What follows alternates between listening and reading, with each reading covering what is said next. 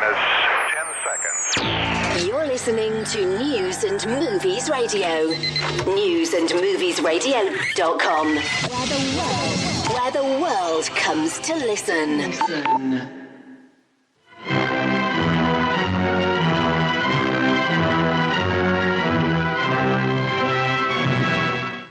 The Mummy. Is it dead or alive? Human or inhuman? You'll know. You'll see. You'll feel the awful, creeping, crawling terror that stands your hair on end and brings a scream to your lips. There's nothing on earth like The Mummy.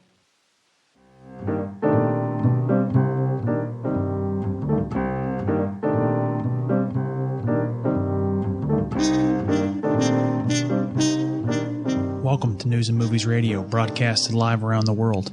Today we'll be talking with movie poster and dealer extraordinaire Todd Feiertag on collecting movie posters and lobby cards and learn more about how he got started in the hobby. Stay tuned. You're listening to News and Movies Radio. newsandmoviesradio.com. For the absolute finest in vintage movie memorabilia, look no further than BuyMoviePostersInc.com. Buy Movie Posters Inc. features an incredible selection of hand-picked original movie posters, lobby cards, and stills from all over the world, with titles from the classic era of Hollywood to the present. Browse our online gallery and email us your want lists as we scour the globe for more hidden treasures. Also, Buy Movie Posters Inc. is always looking to buy quality movie memorabilia. If you have movie material that you'd like to sell outright or consign, email us at buymovieposters@gmail.com. You won't be disappointed.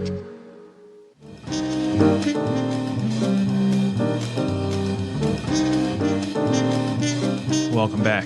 My guest on the show is longtime movie poster collector and dealer Todd Feiertag. If you've had any involvement in pop culture memorabilia, you've undoubtedly heard of Todd and his movie posters. Most notably, his incredibly valuable one-of-a-kind horror posters from the 1920s, 30s, and 40s. In March 1997, his 1932 The Mummy one-sheet sold for a then-record price of $453,500 at auction. Today, Todd continues to sell movie memorabilia through Poster City in New York. Todd, welcome to News and Movies Radio. Well, thank you, Andrew. I'm glad to be doing this with you. So what keeps you busy these days? You mentioned you got back in from L.A. last week. Are you doing lots of traveling? I mean, do you sell posters full-time? Yeah, I've been selling posters full-time since 1986. I actually started selling in 1979. But, before that, I started collecting posters in 1963. Okay, and I know you're a huge fan of classic film, which we'll get to here in a bit. Do you watch a lot of modern movies? I mean, do you do the whole Netflix instant thing? I mean, do any of the new films interest you?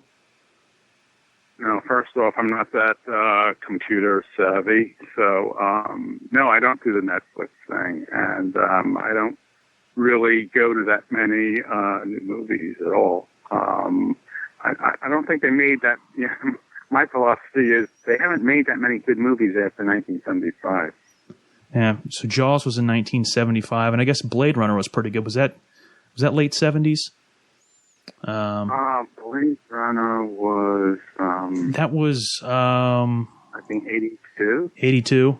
Yeah. You got me on that one. Yeah, Blade Runner was 82, you're right. So, I mean, there were some. Obviously, they're not like the classic films, that's for sure. And it seems to me the only thing being produced these days are like biopics, stories on a person's life, or comic book movies. The former, for me, it's getting old, and I prefer original storytelling, and then the latter, the comic book stuff, I just had never really had a whole lot of interest in the movies per se. Well, a lot of the movies, they're... they redo everything like so many times. And look, Star is Born just came out last week, and the fourth version of the film.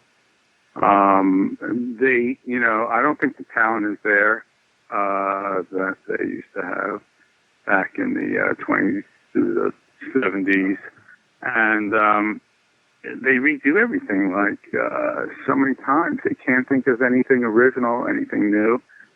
I did enjoy The Shape of Water from last year. Did you see that one? No, I didn't. It was basically a continued story on the creature, and I'm glad that the director kind of took liberties with the old story, because I always felt the creature in this weird way was kind of a tragic hero, and I always felt sorry for him. Mm-hmm. And Right. man going in his territory and then capturing him, bringing him back in to the university to study, and I don't know. I thought it was a great movie, but I heard it was good, but I didn't go see it. Another thing with, as you probably know with movies today, is they stopped making running 35 millimeter film for the most part for the new films, and I'm a film purist. And you might not know, but I've been actually collecting film longer than I've been collecting movie posters. Yeah, I remember you. I remember you telling me that. There's a couple directors. I know Tarantino still shoots in 35 or 70 millimeter, and I know Christopher Nolan does as well too. Right. But very few are. It's all gone to digital these days. Yeah, and to me, it's like, especially some of these theaters are running classic films. Some of the repertory theaters, most of them are still running the repertory theaters 35 millimeter. But I can't go see my Casablanca and watch it digitally in a theater. To me, it's basically nothing more than big screen TV. Mm-hmm. And something like that you can basically do in your own home. Yeah.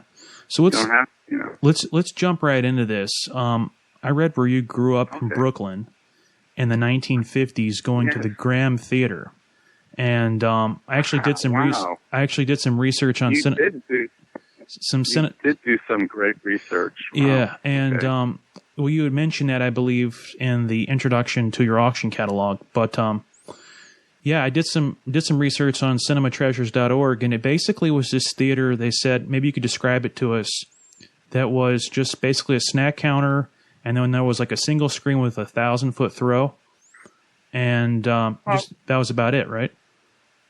Well, all the theaters back then were single screen theaters, and the Graham Theater was within walking distance from where we lived, and my older brother used to take me there pretty much every weekend to the matinee, either on Saturday or Sunday, and it was a good way for my mom to get us out of the apartment so she could clean it. And it was, the projection booth in that theater, if I remember correctly, was something like basically over the snack bar, but it was still a fairly large theater, and I have great memories of a lot of great films that I saw there back in the 50s, which were mostly a lot of horror film from the 50s and some sci-fi things, and I saw a lot of great films on their original theatrical release. Films like House on most of the William Castle films, like House on Haunted Hill, The Tingler, and then other things like Horror of Dracula, Curse of Frankenstein, Seventh Voyage of Sinbad, and even saw Psycho in 1960 at the age of 5. Wow! I think my brother asked one of the adults online if they could bring us in, and that's another whole separate story in itself. So you actually I know for Psycho, nobody could be admitted to the theater after it started reeling. You went and saw it at 5 years old? Yes. I mean, I have a 10-year-old right now, my youngest, and I would not allow her to watch Psycho, even at 10. And so by the early 1960s, that was when you started asking for posters after seeing films, right? Yeah, I started collecting around 1963, after we moved out of Brooklyn. Okay. And back then there weren't DVDs or VHS tapes, and there was really nothing to physically have to remember any of these great films that I went to see back as a few years earlier. So I used to ask theater managers if they had any posters they didn't want anymore, and sometimes they would give me some, and sometimes they wouldn't. So as a kid growing up, do you remember your first movie poster?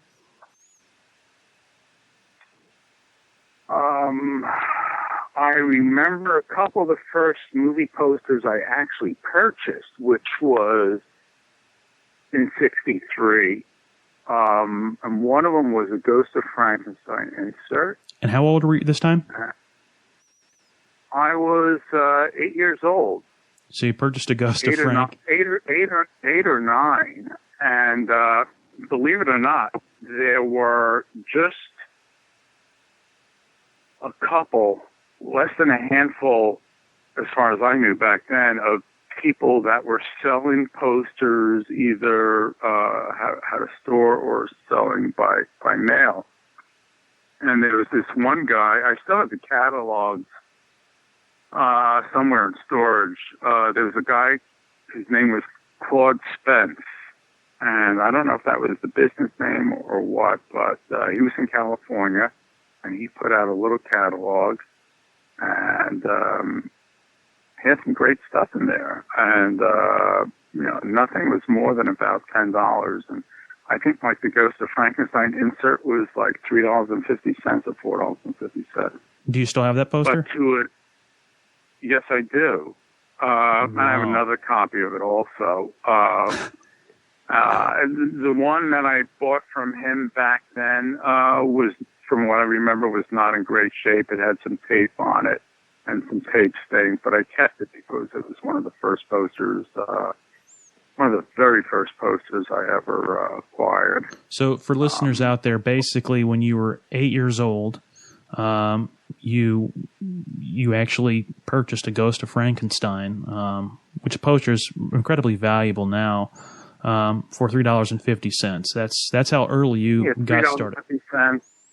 Yeah, $3.50 or $4.50. But you got to remember, especially to in the early '60s, especially to an 8 or 9 year old, that amount of money was a lot of money to someone back then. People today can't imagine that, but that was a lot of money back then. And up until you started your poster company, Poster City, which we'll get to here in a bit, during that time and throughout college, did you ever sell anything? No, I didn't sell anything until 1979. And that's when I started the business of Poster City. By that time, I had accumulated quite a bit of things, and I had a lot of things that I didn't consider my personal collection. And I had duplicates of things also. And so that's when I started selling, and I put out a catalog back then in '79, and then put out 2 other catalogs sometimes afterwards. So in the 1970s, after graduating college, is really you always been kind of a collector and buyer, but when you got to college is when you started really ramping up buying. I read, is that correct? Yeah, it's pretty much it. Yeah, I started buying. From '63, from the time I started collecting to 1979. I didn't collect consistently. It was like on and off, and posters back in the 60s and early 70s weren't worth much at all. But I collected them because I loved them. And as I was saying earlier, one of the reasons I wanted something physical from a film is there were no VHS tapes, there were no DVDs to watch the film again, and I wanted something tangible that I could actually touch that, reminded me of those films that I watched. And and having a poster, especially like a poster that was in color of a black and white film, and some of the posters, were better than the films, but it was something to remind me of the films. It was something to have that was tangible. So was there, when you got out of college, was there demand for posters already, or did you have to work like a series of different jobs that were not poster related? Well, I did a lot of different things before college, during college, and after. But, no, well, by the late 70s, there were a lot more people collecting posters. They still weren't worth a lot of money, a tremendous amount of money. At that time, maybe the most expensive poster that ever sold was $1,000 to $2,000. And the title on that one? Well, I know, around that time, sometime around that time, I know Ron Boris acquired his Frankenstein one sheet for, I believe, $1,000. Mm-hmm. And around 1979, 1980, there was a dealer down in Tennessee. His name was Clifford Thomas, and had some really rare stuff. He had a lobby cards on Bride of Frankenstein, and he had the teaser one sheet from The Bride of Frankenstein, and he advertised for several months in all the movie collectors' publications, Movie Collectors World, The Big Reel, and probably Classic Images, that he was going to do this, his own little auction. And, anyone that was getting those papers at the time, which, they had pretty good subscriptions to a lot of collectors back then, and knew about this auction. And he basically ran his own little auction for The Bride of Frankenstein teaser one sheet, and I ended up with it. And I was bidding against some other serious collectors, and I ended up with it. And at that time, I believe that was a record price paid for any poster at that time, and that was 1979, 1980.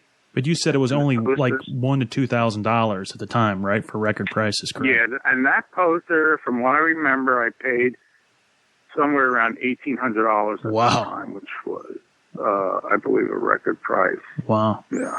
So up until this point, you told us you held on to some posters as a kid, and you picked up The Ghost of Frankenstein when you were 8, and by 1979, you had picked up the teaser one sheet for Frankenstein. What other posters did you have in your collection? I mean, we'll get to this in a minute, but the Draculas, the Wolfmans, the Freaks, those posters. No, what posters did you have in your collection, basically, from your childhood up until, when you got out of college and started running your business?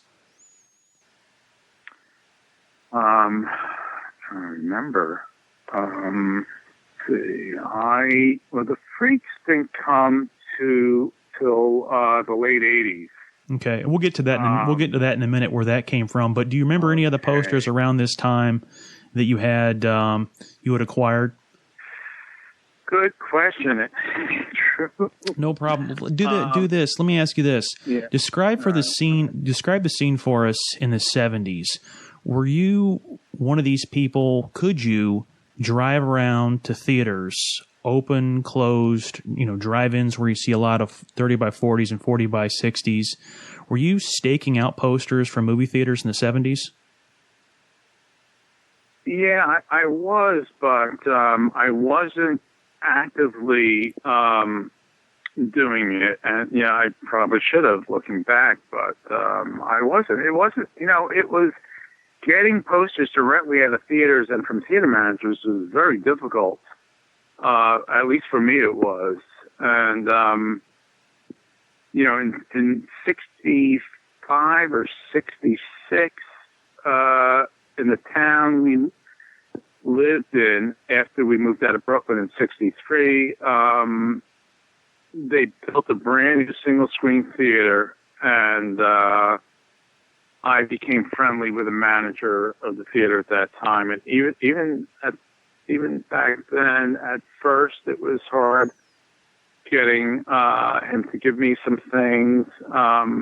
And I remember going walking to the back of the theater, and there was a dumpster back there. I didn't go in the dumpster, but it was accessible, and I remember pulling out like a months to go home one sheet that might have had some coffee stains on it or something, and a few other things.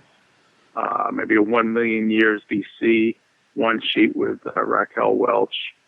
Yeah, that theater opened. It was a brand new theater in 65 or 66, and I remember getting some posters that way. And then I became friendly with the manager, and he would give me things. I mean, things that weren't even put up. I mean, Clint Eastwood things from things like The Good, the Bad, the Ugly, and Casino Royale, and other titles. So did you have a map back then and go theater, or you didn't do that?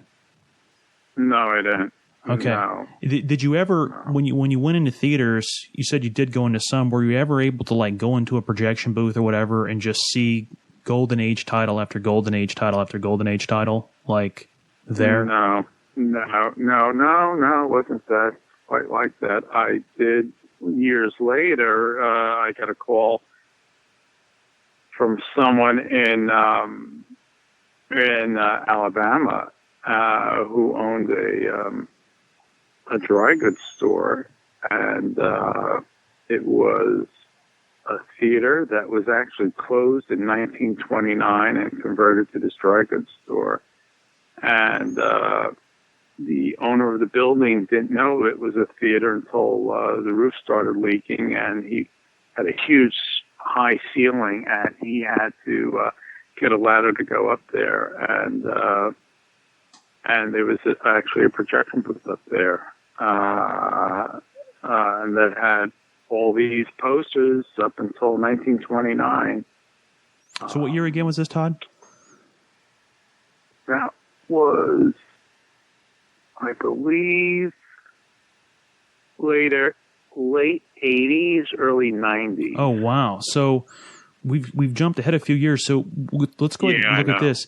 But you're telling us that in the late 80s, early 90s, there was a guy who called you from Alabama, and he told you that he had done some renovations or was about to do some renovations, and they found a projection booth in the building he was renovating, and you went up there and you saw posters. It was still a dating. dry goods store.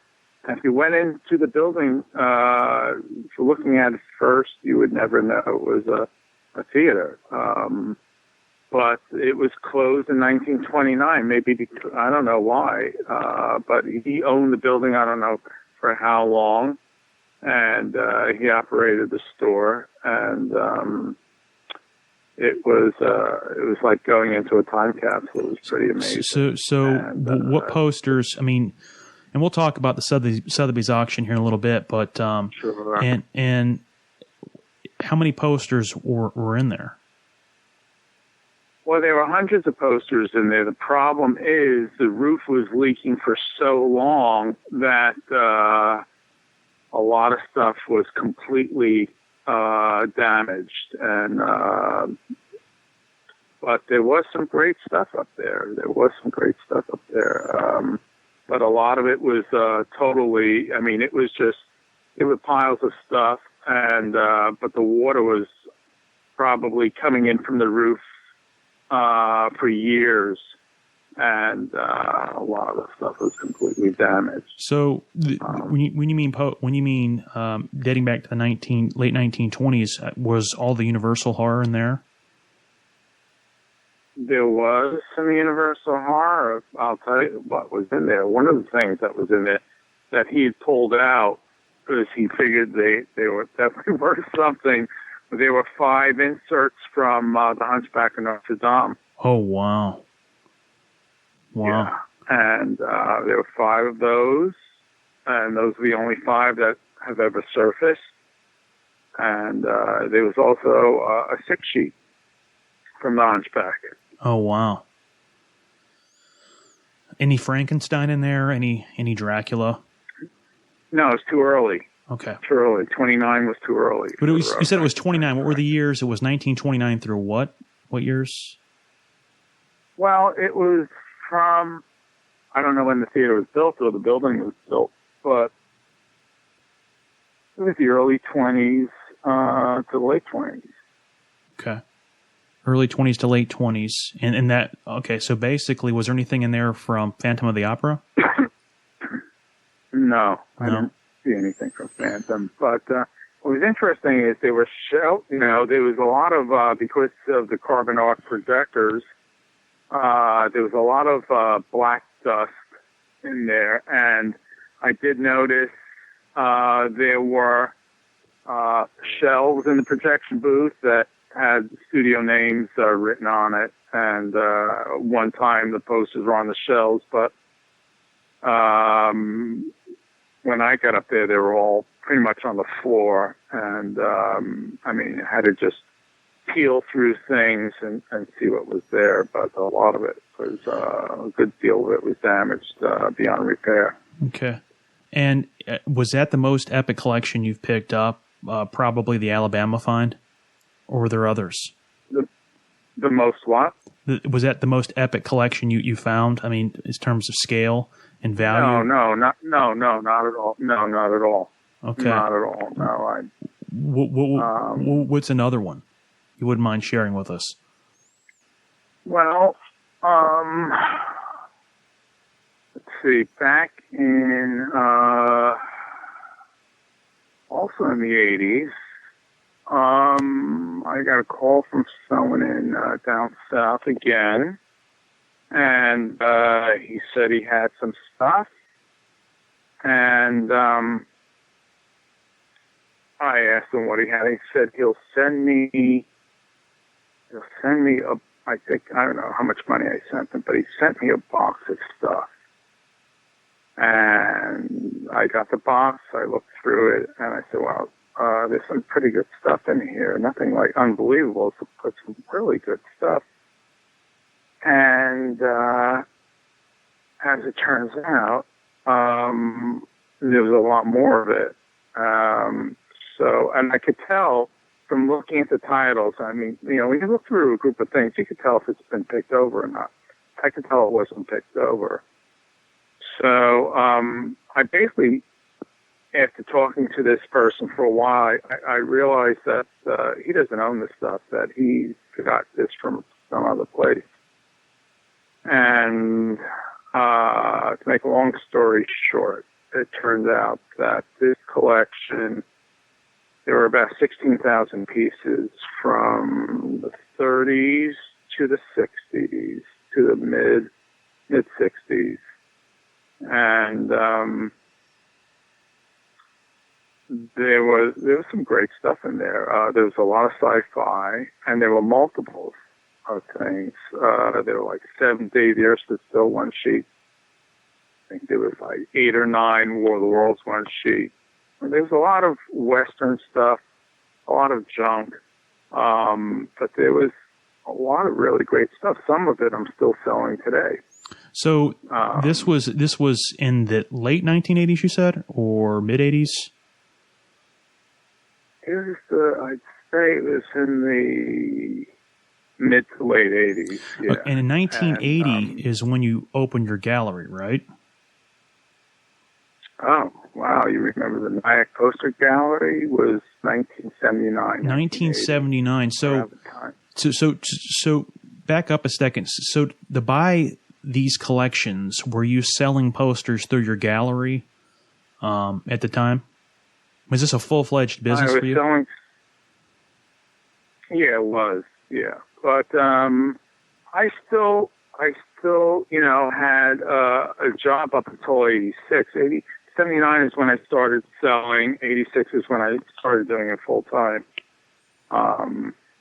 But even at that time, there were very few people doing it. But so I had that gallery in 1979, 1980, and I think it was a little before its time. And it was very time consuming, have to being there or having someone to have to be there. And I gave it up after about a year. Okay. And then, but you were able to actually make money at the gallery and use that to purchase like this collection way down south that you just mentioned for 16,000 pieces. That mean you were buying and selling at this time pretty heavily, right? Yeah. And, But the thing that's really interesting about this collection that was down south, it was actually in a really small town. But what was interesting about it is it came, the person who originally owned it, who had, I guess, passed away, was, you know, some of those towns down south are so small that they didn't have theaters, some of these towns. And there would be someone that would go from town to town and show movies. And this person, I guess, acquired posters from the poster exchanges and kept everything and kept them basically in a shed on a farm. And when I, made the deal with the person that was selling them for the family, we went there and there was just a lot of stuff piled up. Do you remember where this was shed. at? What town or city this was in? Well, it was in Mississippi, I'll tell you that. Oh, nice. And it was in a really small town in Mississippi. And so did you how did they find you? Did they find you by looking you up based on post or city?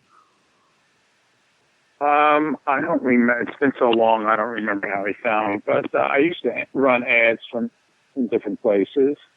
And he must have seen one of my ads someplace. And so he called you and told you that he had some posters and he sent you a sample. And when you liked what you saw, did you fly down there? I guess you did, obviously, to know that there was a barn and more posters. I flew down there and, and then I met this gentleman. And, well, before I flew down there, I asked him, well, how much stuff is still there? He sent me a small box of things of maybe 50 or 100 posters. And he said, well, there's a pile maybe about, 2 feet high by, this long and that. And, he had no idea how much stuff was there. But he had this huge and they had, I don't know if it was like a Chevrolet station wagon. It was a huge station wagon with a huge back. And I flew down there and met him, and we drove to where this was, and he basically he bought the stuff from the people that owned it, and then was basically went to sell it to me.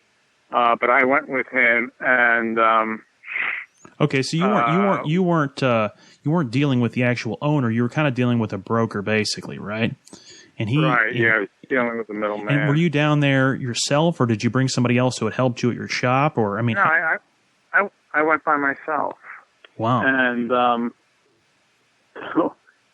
we barely could fit everything into his huge station wagon. And I remember, because, piles of posters are pretty heavy, paper's pretty heavy.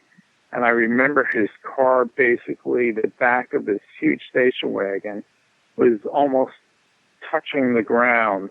And the tires were like so there was so much weight in that car.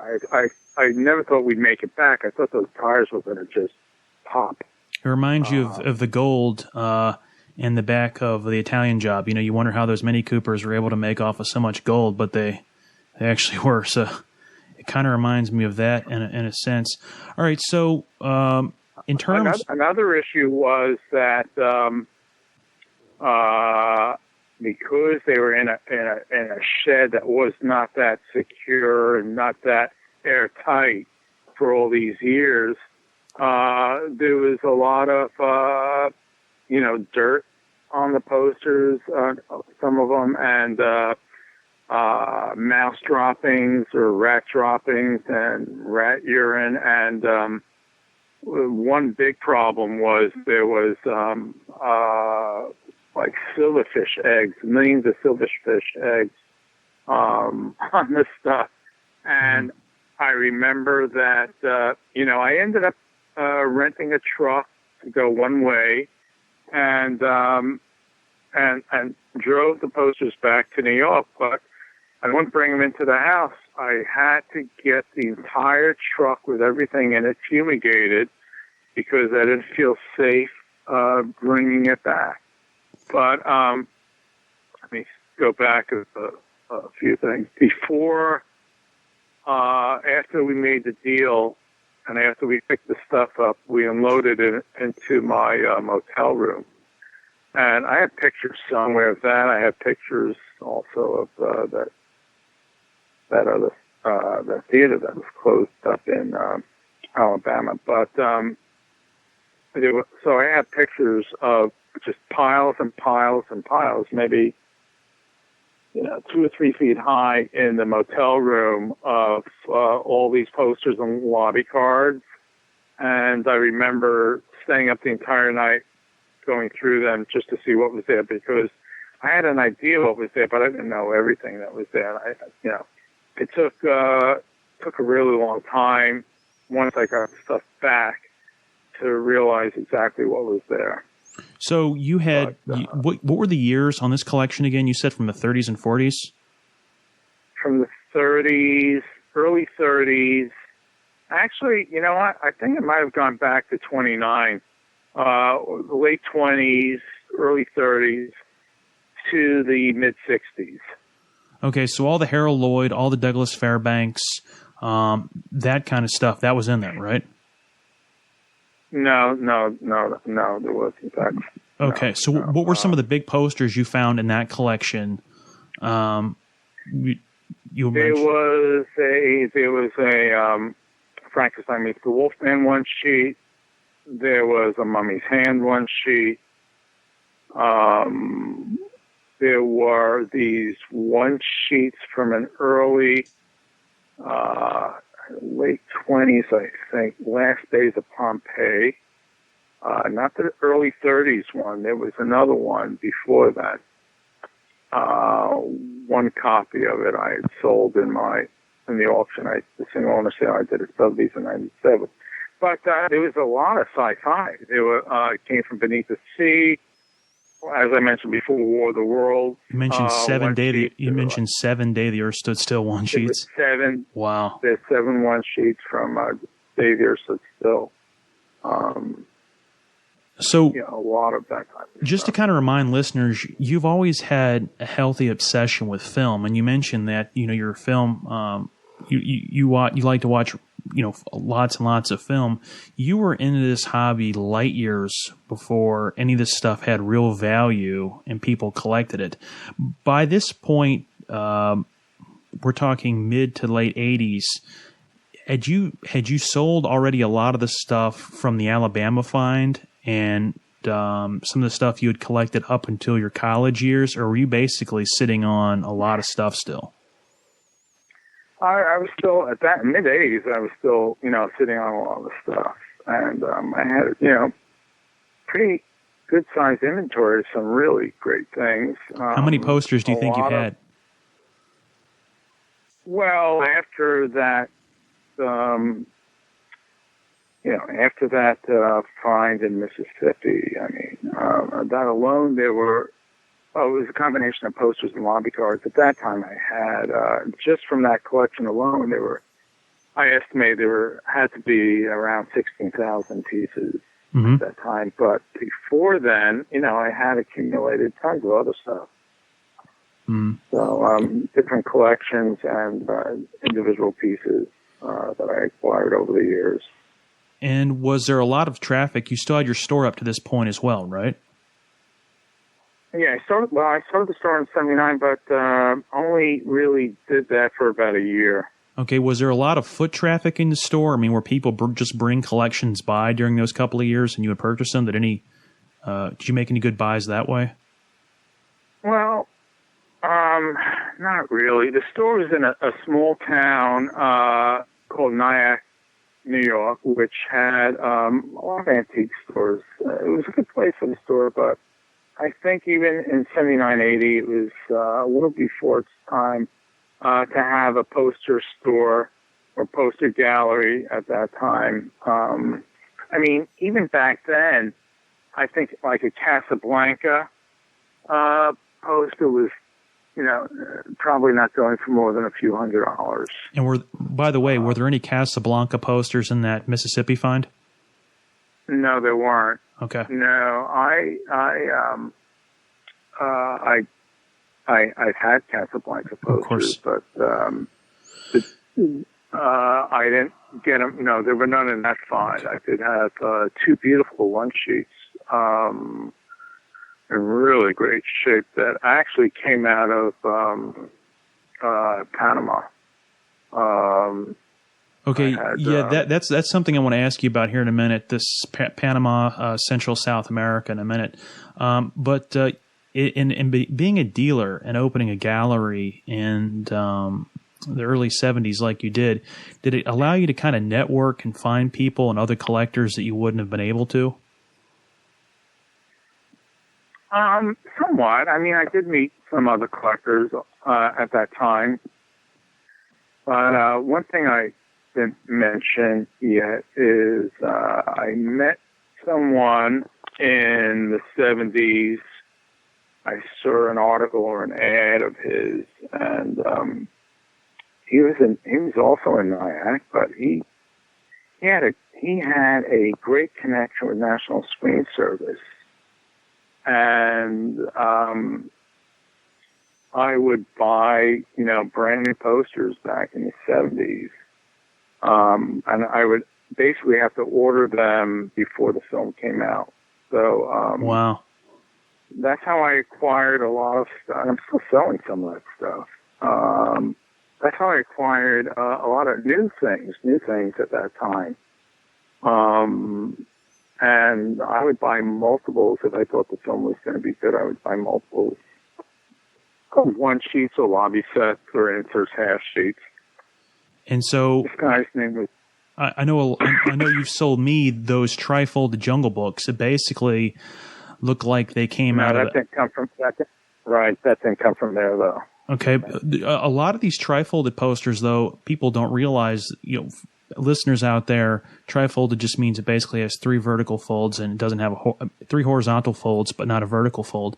A lot of those came from Todd, and I remember those Jungle Book one sheets you sold me. It basically looked like they had came out of a newspaper box. That's how mint and clean they looked, and. Was that where you got those from?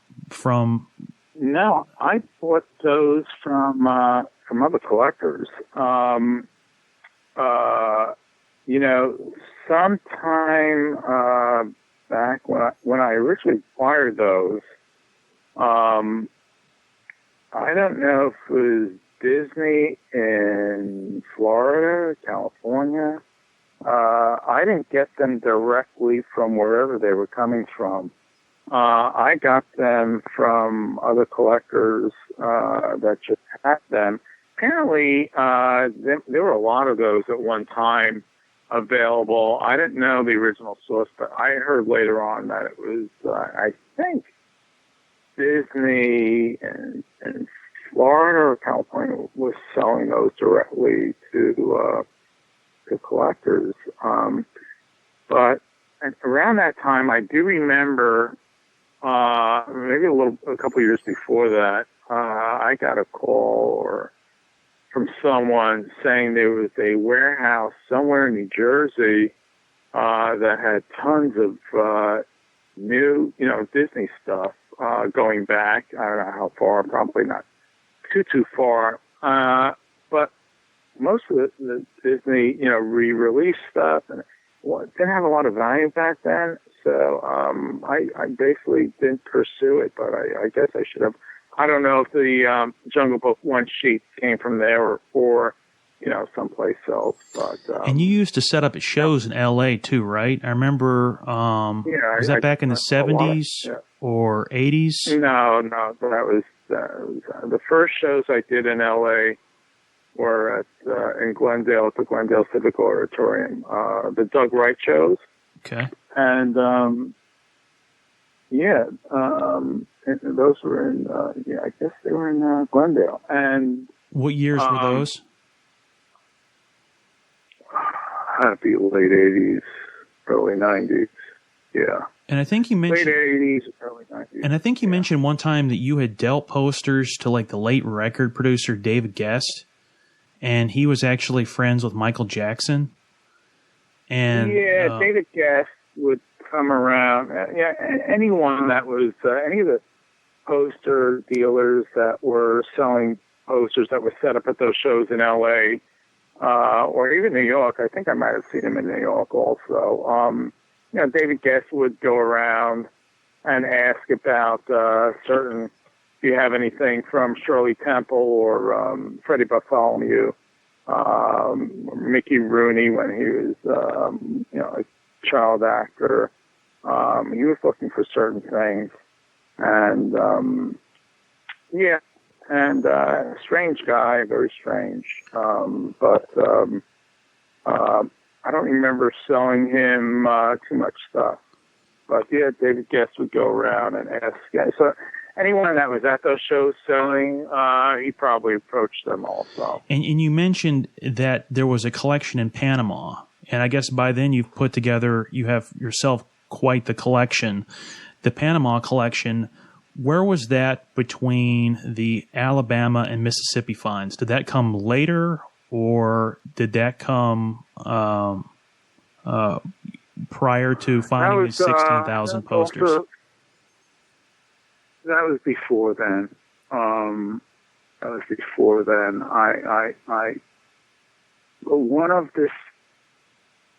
There was this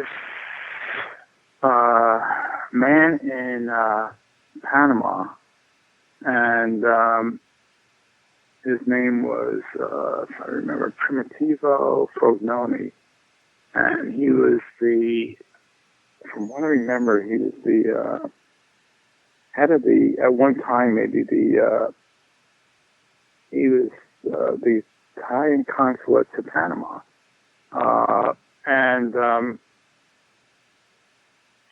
he owned a lot of theaters down there, and apparently after the posters were sent down there, they never came back. So he had a building that was apparently like I don't know, 100 feet by 200 feet long. That he had all this stuff in, and but I wasn't contacted by him. I was contacted by his brother-in-law in I believe New Mexico.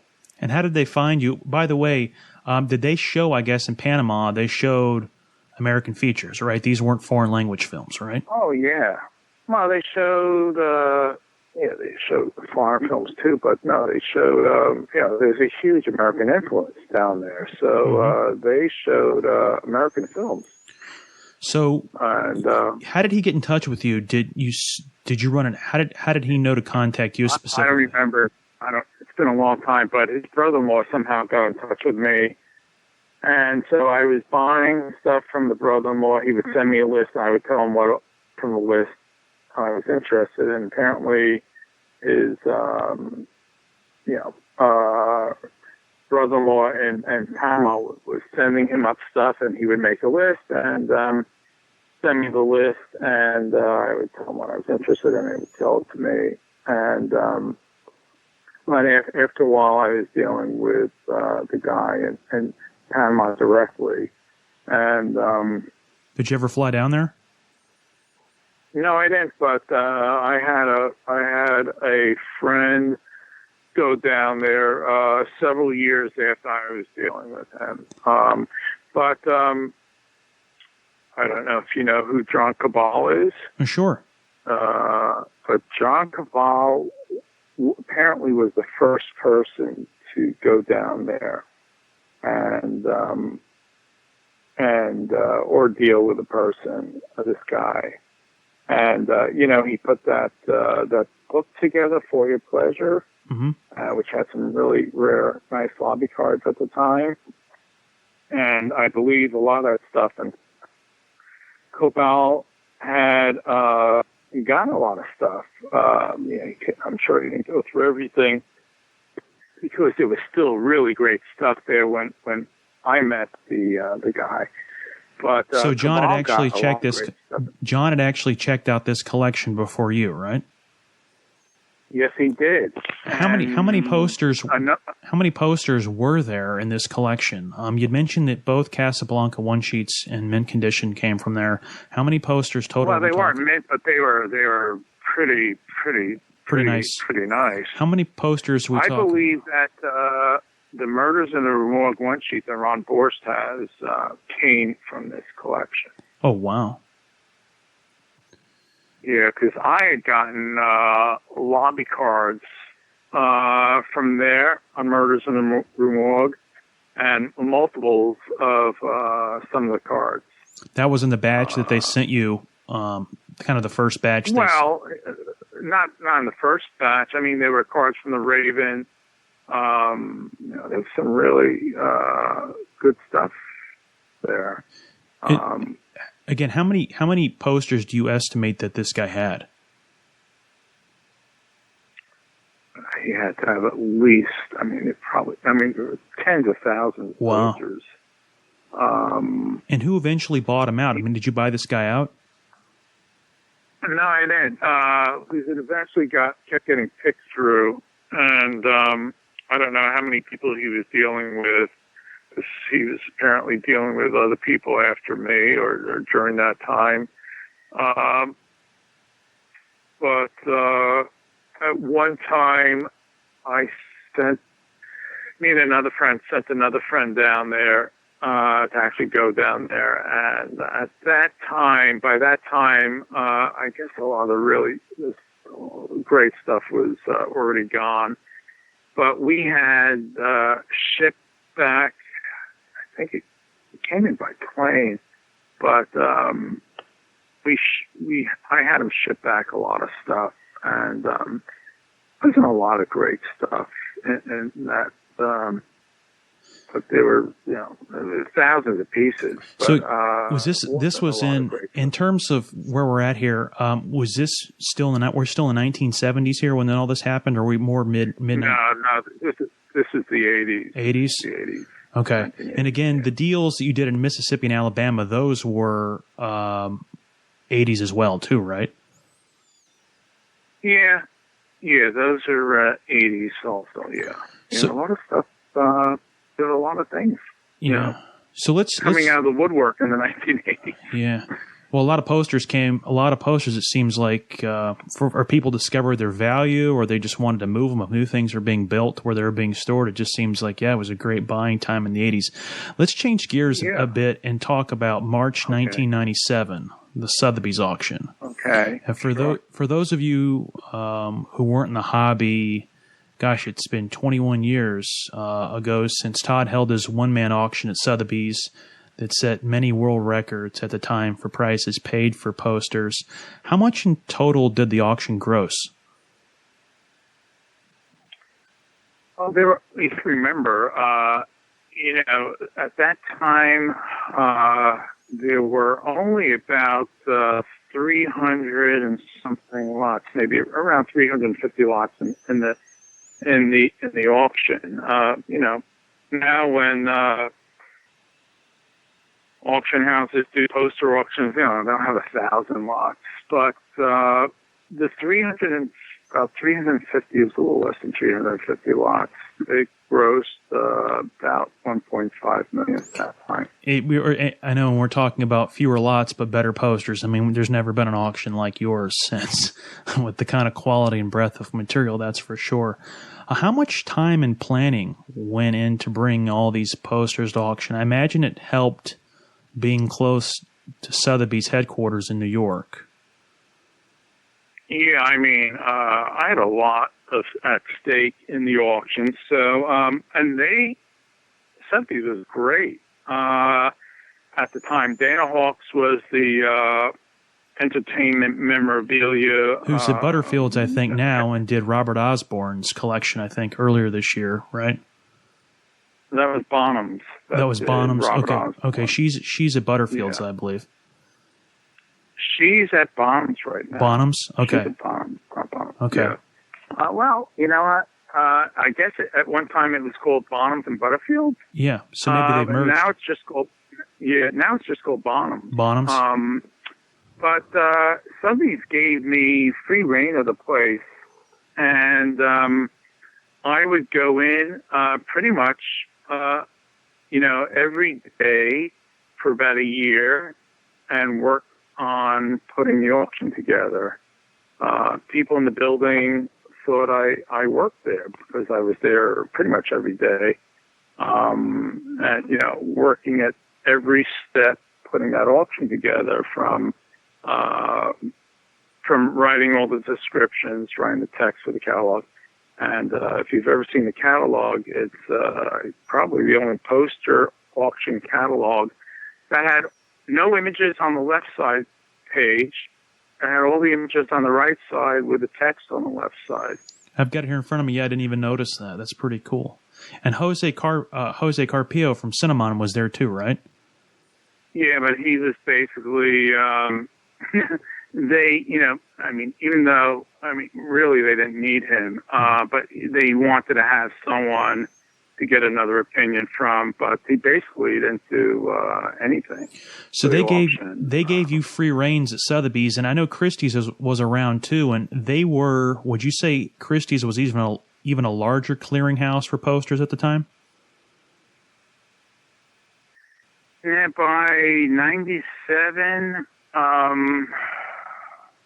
by 97, I don't know if Christie's, Christie's had a separate division that was called Christie's East that was in a separate location in New York, and it's not around anymore. And they were doing poster auctions starting around 1990.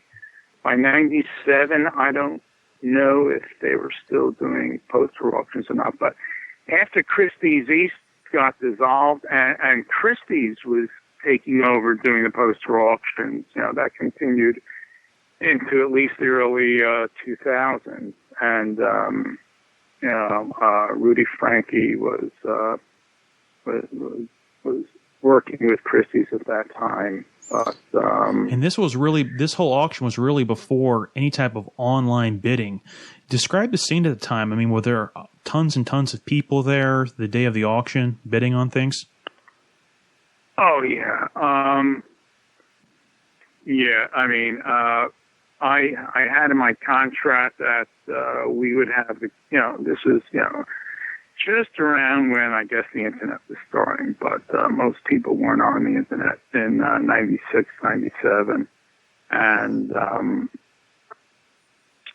they had the catalog. We had the catalog come out almost 2 months before the auction. I remember going to LA in either late 96 or early 97. It was either December 96 or January 97, and I remember the catalog had just come out. The auction wasn't until March 1st. And I had some catalogs with me, and I was basically promoting the auction. Wow. But the auction itself, I also requested they have it on a Saturday because so people that at work could go to the auction, and the viewing was a fair amount of days, I remember. And the building at that time, they've added about 4 or 5 stories onto the building, completely different now. But the auction itself, they had a large auction room, and every seat was taken, and there was a ton of people there. It was standing room only. And a lot of the posters there, I noticed, were like professionally linen backed that needed it, just the ones that needed it. And we're talking tons and tons and tons of posters. Who handled all of that? Joe Hernandez As far as doing restoration or linen backing? And linen backing, because I mean there was a lot of lots in there that that for the posters that needed it that were linen backed. Yeah, all the restoration was done by Joe Hernandez's company at that time, and back in the 90s, everybody that worked for Joe at that time went off to start their own poster restoration business. Carol Tincup was there. Jaime Mendez was there doing the linen backing. John Davis, I think, was there. John Davis, I think, was there. I don't know if Mario was there or not. I heard Mario was working for Igor at the time. Igor Edelman. He was another big one. Yeah, but they all started, but Joe had the most talented group of people there back in the 90s. And I remember I flew him out to New York to work out a deal with him to do the restoration. And, so Joe and everybody there did the restoration, did whatever restoration. Not a ton of stuff needed to be restored, but the things that did need to be done, he did. And aside, let me ask you this. Go ahead. Joe was a real character, by the way. And if you didn't keep on top of Joe, the agreement with Joe was he would just be working on. He was supposed to be just working on my things. But I found out from people that were out there, or people that worked for him, that he was not always doing what he said he was going to do. And I had to actually fly out there unannounced several times and drive to Oceanside and just show up at the doorstep over there and surprise him. And then, I had to do that several times to make sure that he got everything done in time for the auction. It was not a lot of fun. Mm-hmm. But the people that worked for him, they did an incredible job, and they got everything done in time, thankfully. And I remember throwing them a really nice party when it was all done. Nice. And aside from the Mummy and a couple other posters you decided to hold back, there really wasn't a lot of horror in this catalog. I think there's a couple of pages. Of course, the Mummy's in there.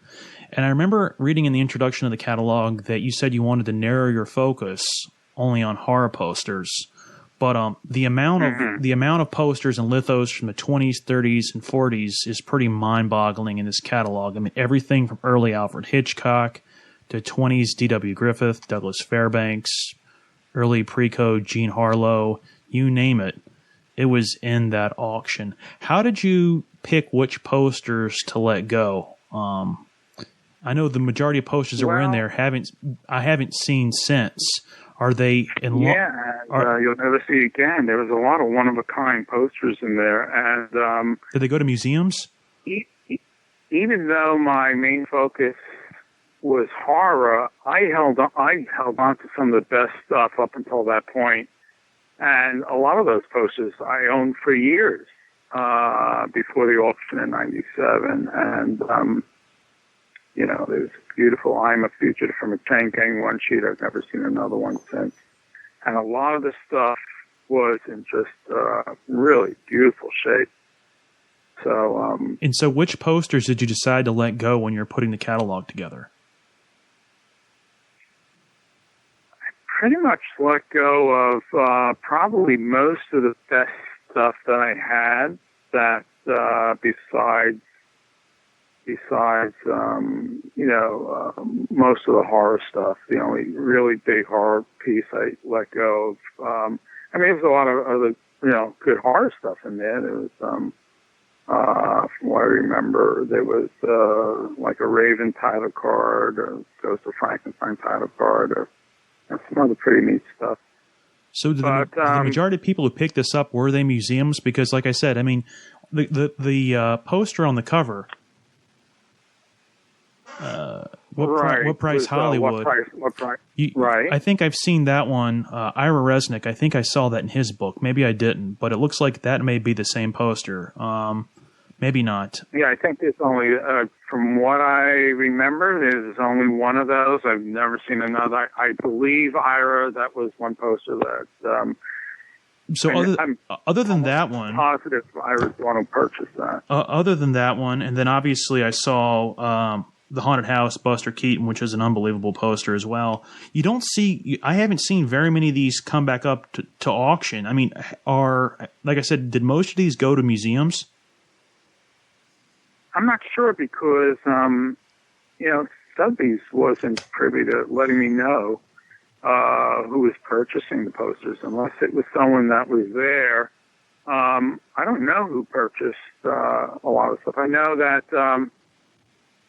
friend of mine had mentioned the day of the sale. He said, "You know what?" He said, "There's a green Bentley outside, and Ron Howard just got out of it." So I know Ron Howard was at the auction and purchased a few things. I believe he purchased the one sheet, the Hirschfeld one sheet from Another Fine Mess with Laurel and Hardy. Okay. And from what I understand, that was the only one out there. But that poster has resurfaced once or twice since then. Selling for a lot more than it did in 97. What percentage of your collection do you think at that time you let go in the auction? I mean, clearly, if we're talking only 300 lots or 300, 400 lots, and you mentioned in the 80s you had 20,000+ posters, not a whole lot of your collection was in this auction, right? No, but, as far as the better stuff, the better non-horror stuff, I'd say a good deal of it, a good percentage of it in that sale. Were there any posters you regretted selling in the auction? I mean, obviously you would have liked to kept the Mummy. Were there any ones that you kind of look back on and say, "Hey, I wish this, I didn't put this in the auction"? Well, a lot of it. I love to buy it back for the prices that they sold for, because even things that there are other examples out there of, there was stuff in that auction that was best condition of, it was, both style one sheets on paper races, unbacked. I mean, in just immaculate condition. Mm-hmm. So, it's hard finding great stuff like that in really beautiful shape. Speaking of the Mummy, it's been up on eBay a few times. I know a lot of your stuff is kind of list and show, window shopping type stuff. Mm-hmm. Who was the original buyer of that poster at auction? Was it Nicolas Cage? No, it wasn't. It was somebody else, and I don't know if he wants his name out there or not. But, I understand. He was the original purchaser. Does the same person own it that that bought it in 1997? Yeah.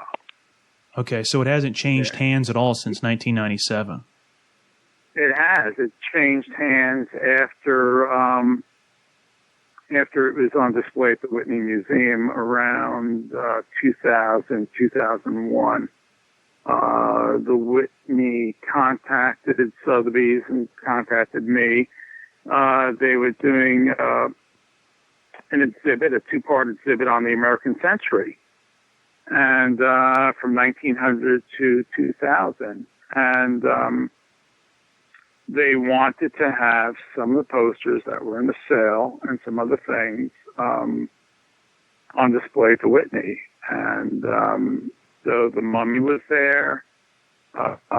Little Caesar window card was there, from what I remember. The Red-Headed Woman one sheet was there. Mm-hmm. You're a Red-Headed Woman one sheet, right? The one that was in Sotheby's auction. At that time, the person that bought it at the Sotheby's auction. Okay. the Sotheby sale. So the original put purchaser it in there. from the Sotheby's auction, they put it at the Whitney Museum several years later, and then it changed hands, right? And it's in the current owner's hands now. It's only changed hands once, right?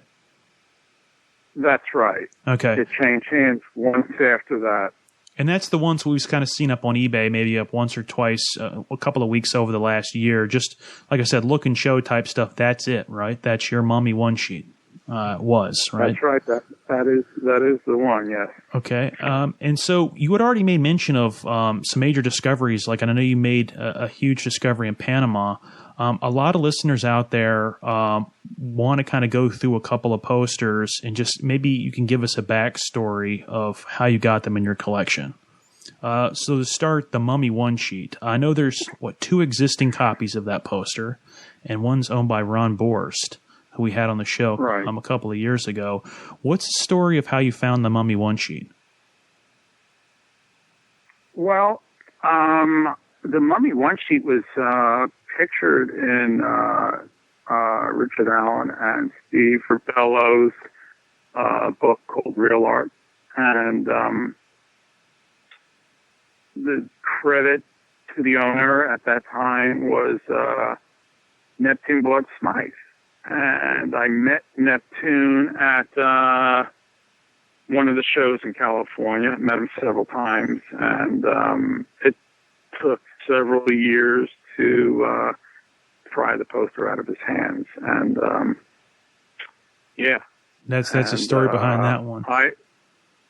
I acquired the poster from Neptune, but he was a little difficult to deal with.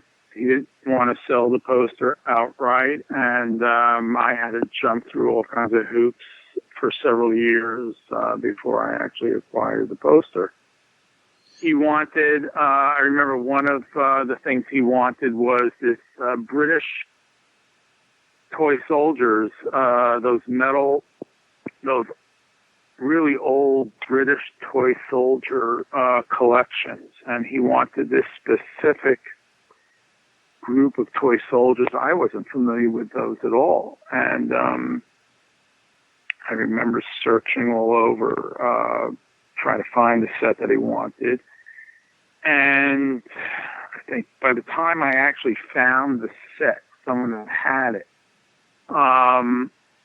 at that point he changed his mind and wasn't so interested in it anymore. So we went back and forth for several years, and until I finally acquired the poster. And what year was that?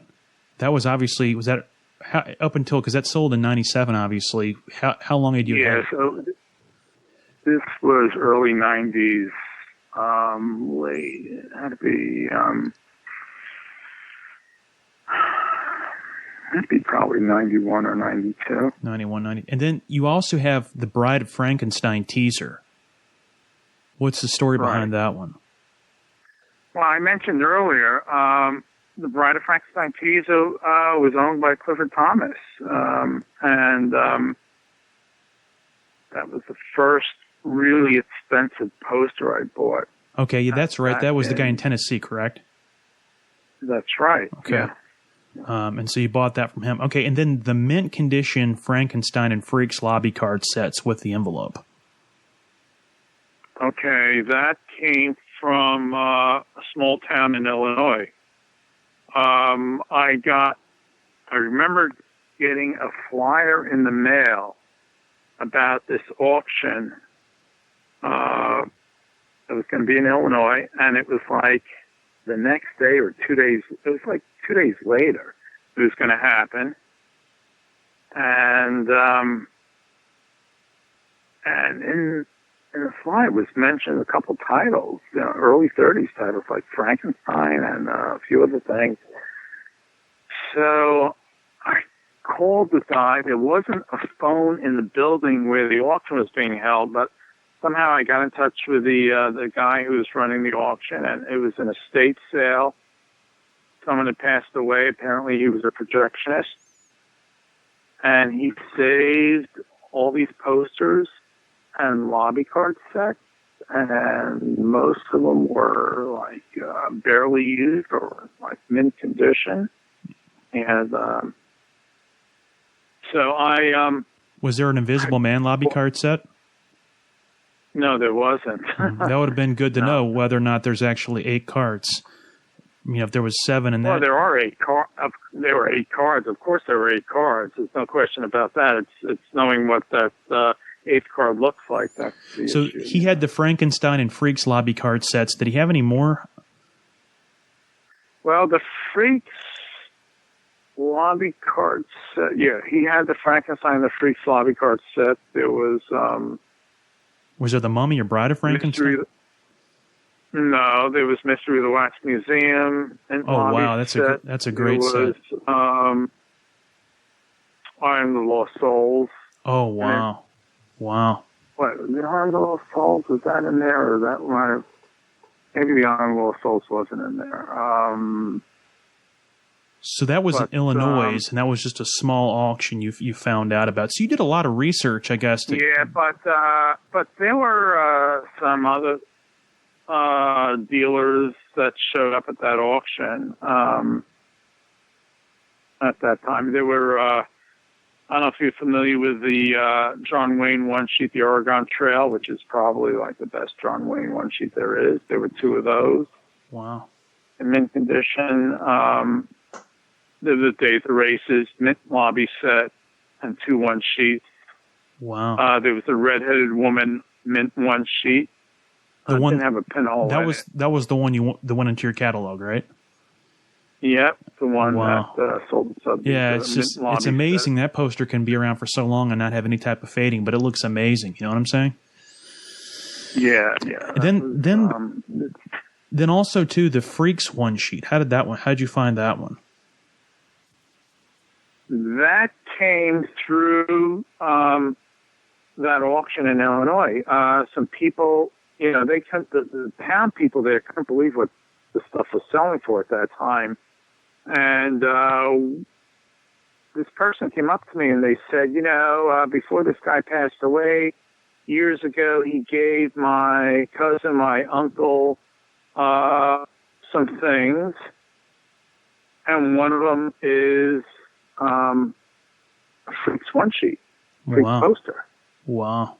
The Freaks poster wasn't in the sale. The lobby set was, but the poster wasn't. And so I ended up purchasing the poster sometime after that sale. And wait, so this was the original? This was from the same collection or from a different family in the area? No, it's from the same collection. Wow. Yeah, the person who owned all that stuff gave some things away, and I got it from that person. And then one final one, the Invisible Man one sheet. You still own that one, right? Yeah, I have both the teaser and the regular style one sheet. The regular style one sheet. How did that one come about? I don't know how many years ago it was. Somebody found, I think it was 2 one sheets of the regular style and 2 of the teaser one sheets. And I acquired the teaser from someone, acquired it from the person who found it, and the regular style one sheet I purchased from somebody else that bought the poster from the person who originally had it. Okay. That was a long time ago, and at that time, I paid a lot of money for it at that time. It seems like nothing now, but it was a lot of money back then. So that was, how long have you had that poster, Todd? Was that after the Sotheby's auction you acquired that piece, or was it prior to it? No, it was prior to it. It's going to be around 30 years or so. Oh, wow. Since I had that poster. So you had the Black Cat style B1 sheet that went into auction several years ago. And a lot of people had never even seen an image, nor did they know you had that poster. Are there any like pink diamonds, hidden gems that you still have that nobody even knows that you own? Yeah. Well, I mean, people know I own, but the images aren't out there like everything else that's been seen. I mean, there's so much stuff that's been seen. It kind of, when you keep seeing, the rare stuff being, printed on small repros or coffee cups, mouse pads, fridge magnets. I mean, it really takes away. So the few images that have been seen of some really rare things, I try to not let those images out there because once they're out there and somebody grabs it, it's going to be all over the place.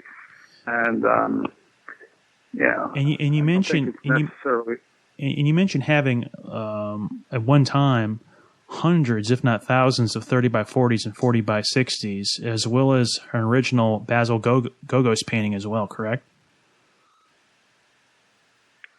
Well, yeah. I mean, I have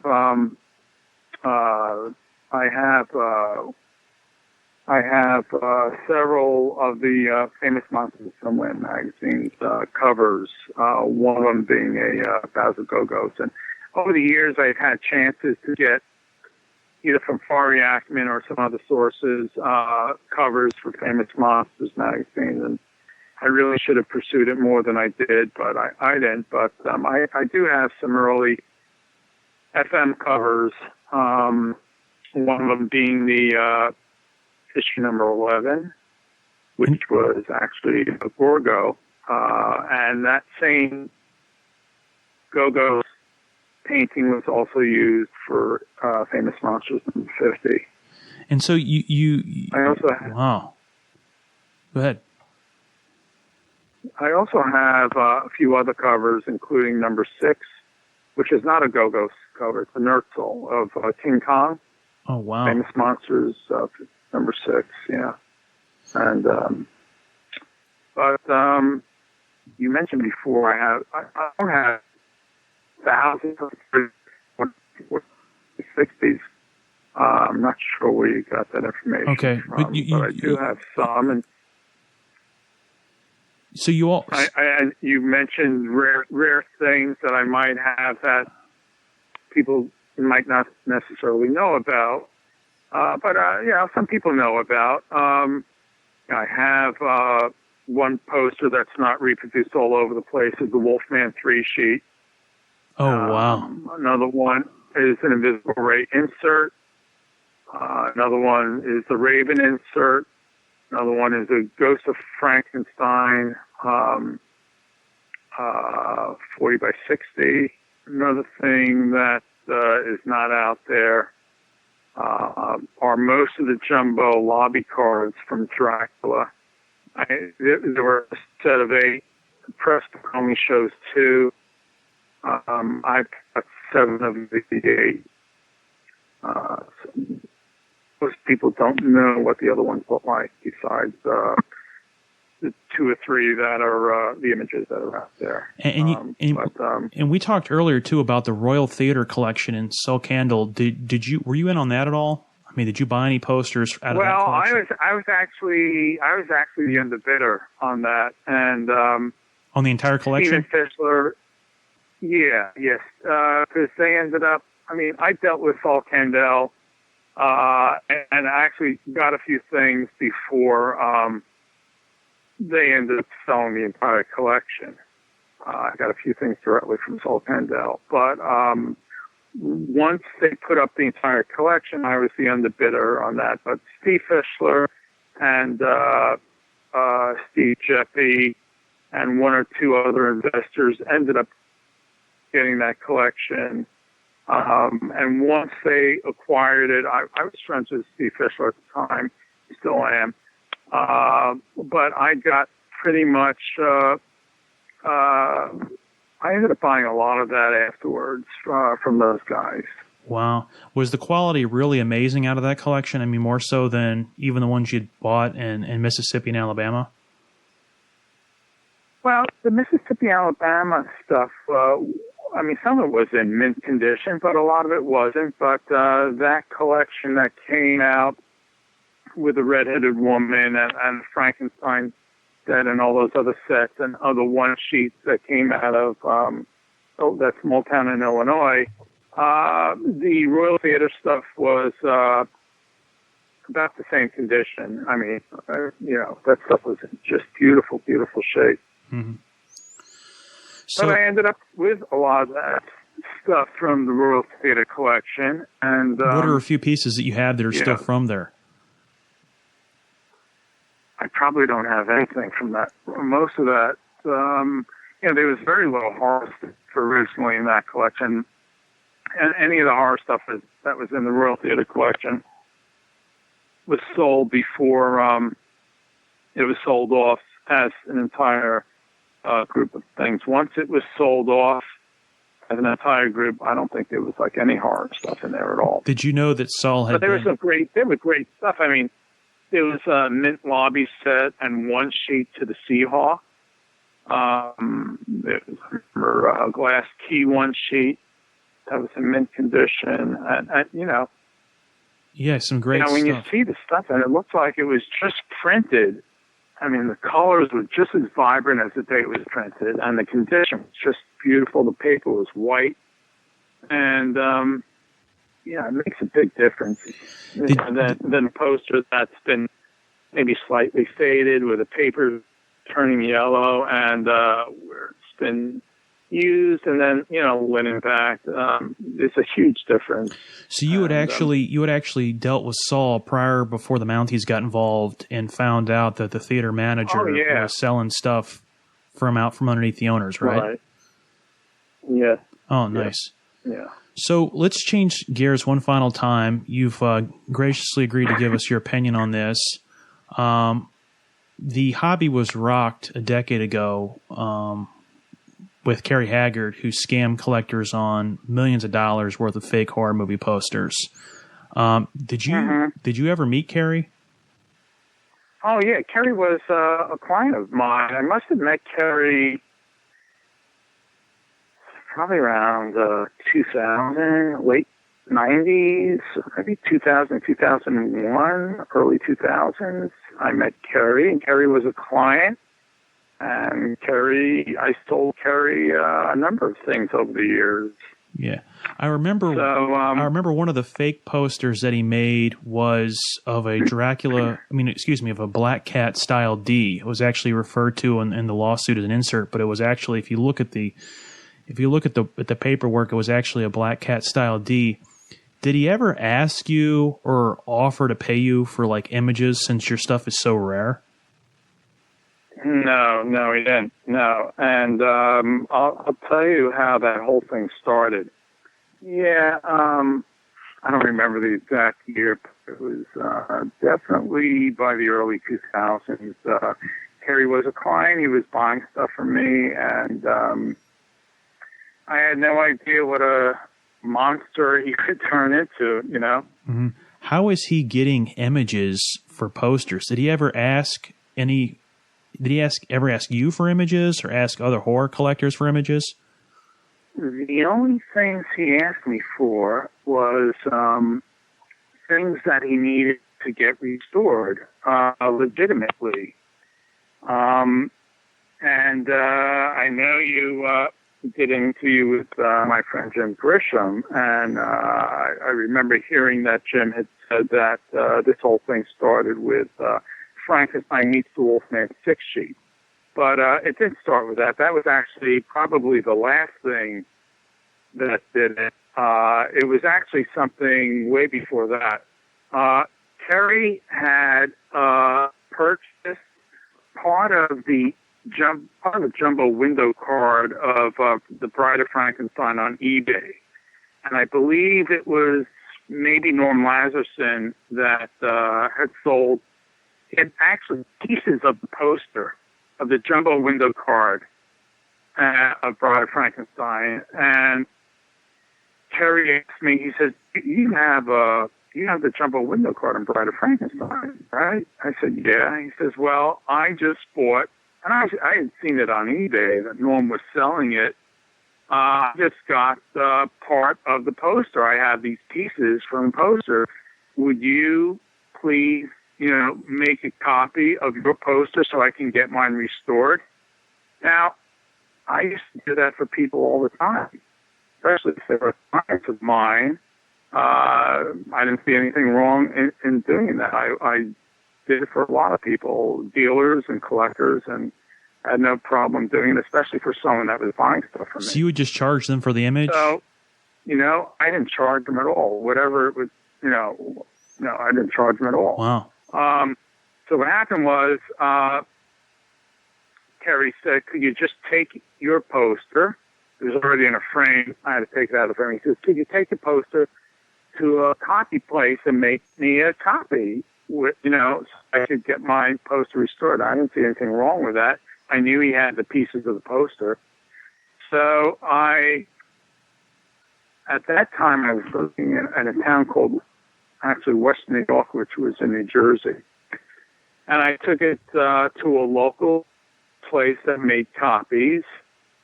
And I talked to people there. I said, how would we make a copy of this poster? And they told me, well, you would just, take the poster and you slide it through this machine we have here, and it will, copy it and make it. And I said, that machine, if I put my poster through there, it's going to get damaged. So that idea was out. So I talked to Kerry, and I said, listen, I'm not, I went to a local place. I said, I'm not going to put my poster, and I saw how to make the copy of it. I'm not putting my poster through that machine. If I put it through there, it's going to get damaged. I'm not going to damage. And at that time, maybe the poster was worth, $50,000, $60,000, $70,000. I'm not going to damage my poster so you could get your pieces fixed of your poster, to fix your poster. I'm not going to damage mine. So Terry says, all right. He says, let me try to figure something out. Let me try to find a place that can do it that, your poster's not going to get damaged. So, and this is the first thing, that was the first thing I ever did for Terry. So, I don't know, maybe like 2-3 weeks, a month later, Terry calls. He says, I found this place. It's in New York City. This place has, I remember him saying, he said, this place has huge flatbed scanners, like the same type of equipment that the Library of Congress has. They said, you just put your poster on the scanner, these giant, huge scanners, super high quality. He says it's not going to damage your poster at all. So I don't remember if he came into town or I went by myself to the place. And I met the owner, who was a really nice guy, who actually, he didn't really have too much of a printing business, as I've heard later on. So this was Anthony? Really, he had he made images for people of museum pieces, paintings and prints that people needed copies of for insurance purposes. So Todd, was this Anthony? This is Anthony. Yes. We'll leave it at just Anthony. This is Anthony. Okay, so it was noted in the lawsuit that actually it kind of made it seem like you were friends with Anthony and you kind of referred Todd to Anthony, but that's not the way it happened. I didn't know Anthony told. No, that's not what happened at all. And there's a lot of misinformation out there that I will be addressing sometime in the near future that I've read about. And of course, totally false. I understand. And of course, the idea is he wanted Haggard kept egging you on to get this done for him, and you weren't even going to charge him. He didn't egg me on. He just said, after I told him I'm not putting my poster through that piece of equipment that my local place down the street had, I said, you got to, said, okay, I'll find some other place. So found Anthony in the city, and so either I went by myself or Kerry might have come into town. I met Kerry, and we both went together. And I made a copy of my Bride of Frankenstein jumbo window card so Kerry could get his restored. And like I said, I've done that for a lot of other people in the past. made, partial copies of things. Maybe the poster was trimmed or something. They needed the information off the bottom of the poster or something like that. So did you didn't have any clue that he was working with this guy, right, to create the images, right? Well, Kerry didn't have. That didn't happen for several years later. But after The Bride, after I made him that copy of the Bride jumbo window card, Kerry bought from Maury Everett in one of Maury's auctions 2 damaged jumbo window cards on Son of Frankenstein. And I remember seeing those at Maury's auction. But they were damaged, and Kerry asked me, Kerry was a client, he was buying stuff for me, and like I said, I've done this for a lot of other people. He asked if you could do it again, right? He asked me if I could make a copy. Well, I had the only other known jumbo window card, and mine was in pretty nice shape, from Son of Frankenstein. Kerry says, well, you have the Son of Frankenstein jumbo window card. I just bought these 2 from Morris Everett's auction.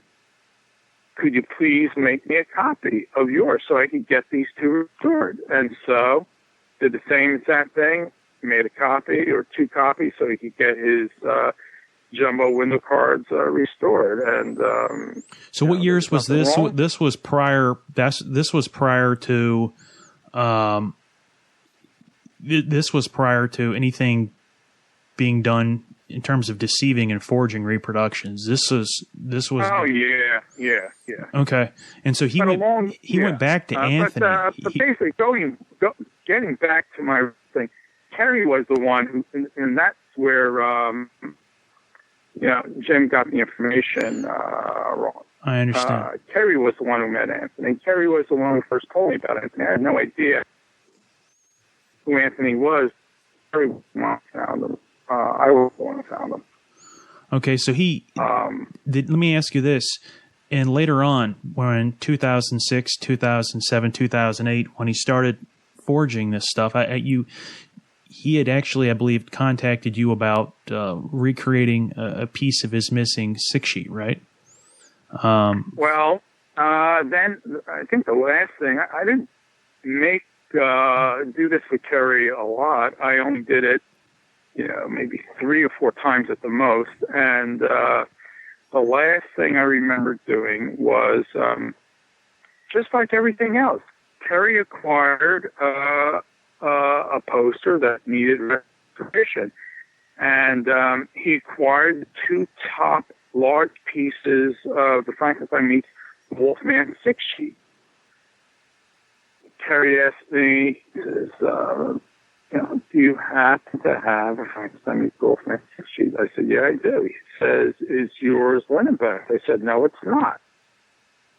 He says, well, I acquired from Jerry Ollinger the 2 top large pieces. I'm missing the 2 bottom smaller pieces. He said, could you make me a copy of the 2 small pieces so I could get my poster restored? I said, sure, no problem. Mm-hmm. There's nothing wrong with that. Like I said, I've done it in the past for a lot of other people, similar things. Mm-hmm. So that was pretty much. So I made those lower panels for his poster, and they came out great. They looked super, And I think right around that time, after Kerry, after making these other things, Kerry, started having thoughts about, hey, this stuff looks so good. I could probably, make complete fakes, and people won't know the difference. And Anthony had no idea what Kerry was doing with this stuff, because apparently Kerry was in touch with Anthony quite a bit after the Frankenstein meets the Wolfman. So let me ask you this: he would take the posters from what you know from Anthony, and then would he ship them by mail out to Jaime Mendez's studio in California, or would he go out there? Yeah, I have no idea. You have no clue what he was doing at that point. No, because And I know it was mentioned in your interview with my friend Jim Grisham that Jim thought that this whole thing started with the Frankenstein meets the Wolfman 6-sheet, but It'd been going that on. was, I think, that was the last thing that, not the first thing. It started with, this whole thing with making, copies for Kerry was a legitimate thing that Kerry had parts of the poster and needed to wanted to get them restored. So, and then there was this really rare Dracula one sheet, which I think turned out to be an S2 reproduction. You obviously own the original 31 Dracula one sheet. That poster did he do that as well too? Yeah, that was a whole separate thing, and they gave the poster to John Davis to get authenticated, and he swore up and down that it was an original one sheet. But then again, I heard that there was some original pieces out there that he swore were fakes. So this was Kerry Haggard that submitted that as well too, or is that just completely separate? No, I heard that was some guy from New Jersey. I don't know who it was. Okay. But, I think I know who you're talking about. Diane Jeffrey did some restoration on that poster, and I think she had reservations about it being real.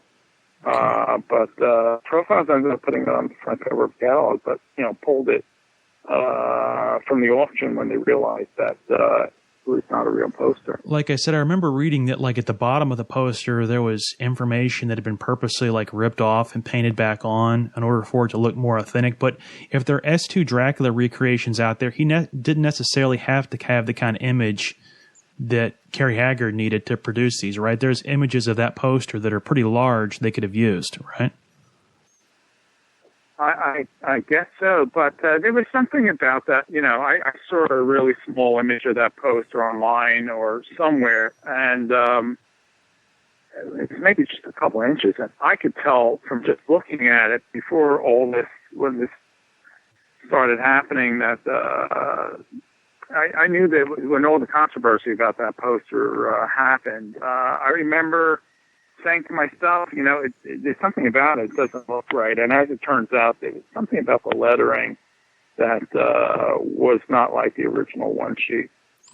You've been around in this hobby a long time. What, in your opinion, is the best way to authenticate and prevent forgeries from entering the marketplace?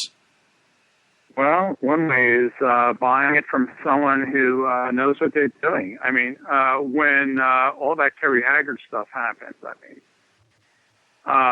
clients of mine and other people sent me posters that they weren't sure, posters and lobby cards, whether they were real or not. And, I didn't need any magnifying glass or laboratory equipment to figure out whether something was real or not.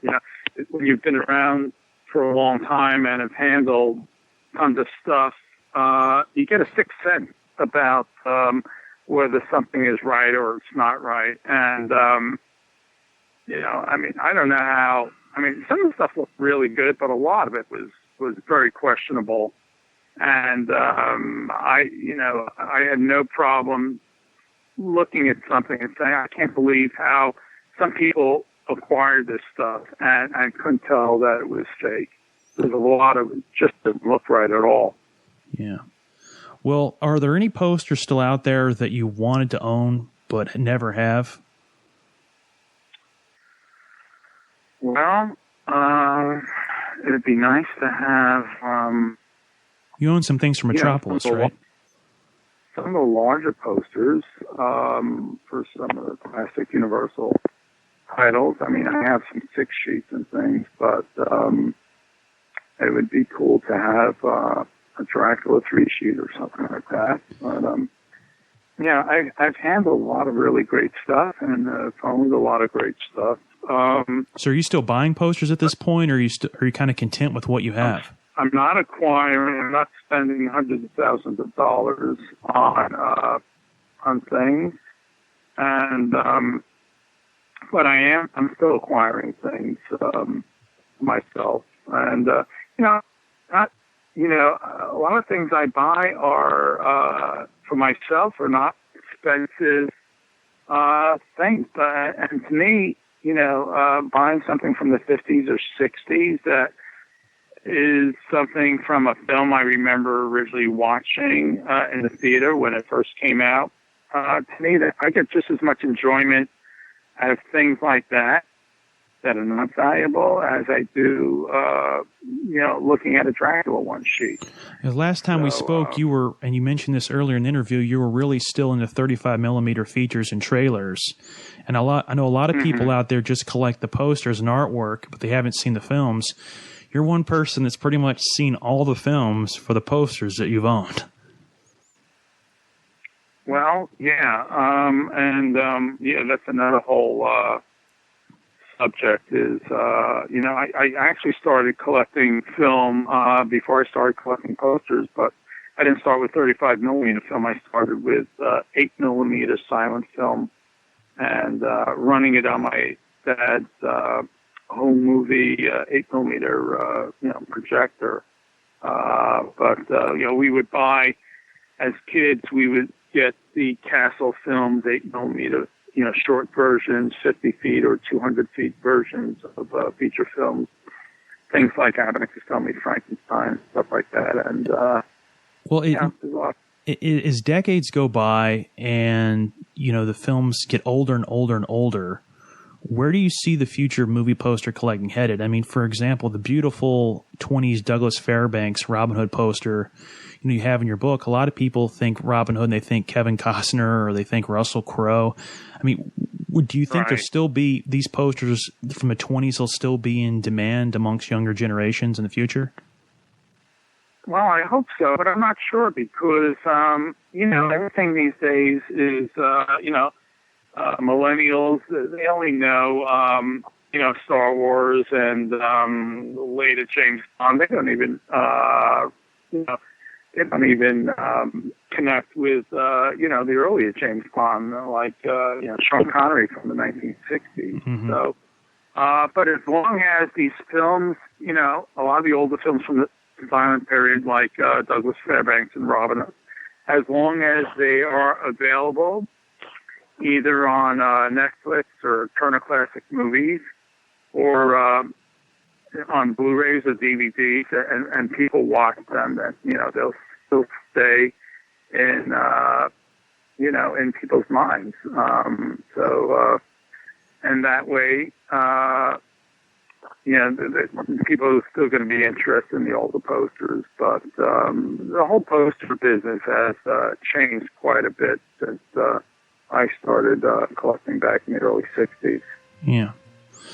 Well, that's going to wrap it up for today's show here on News and Movies Radio. You can check out all of our latest interviews, movie reviews, by subscribing through email at newsandmoviesradio.com or by clicking the subscribe button on our News and Movies Radio Podomatic, YouTube, or Apple iTunes store pages. We are 100% listener-funded radio. If you enjoyed today's show, please consider making a donation to the show through our Patreon page at patreon.com/News and Movies Radio. We will be back in the coming weeks with more interviews and stories from pop culture collectors, dealers, and enthusiasts alike. Thanks so much, Todd, for your time and being on the show today. Hey, very welcome, Andrew. Anytime.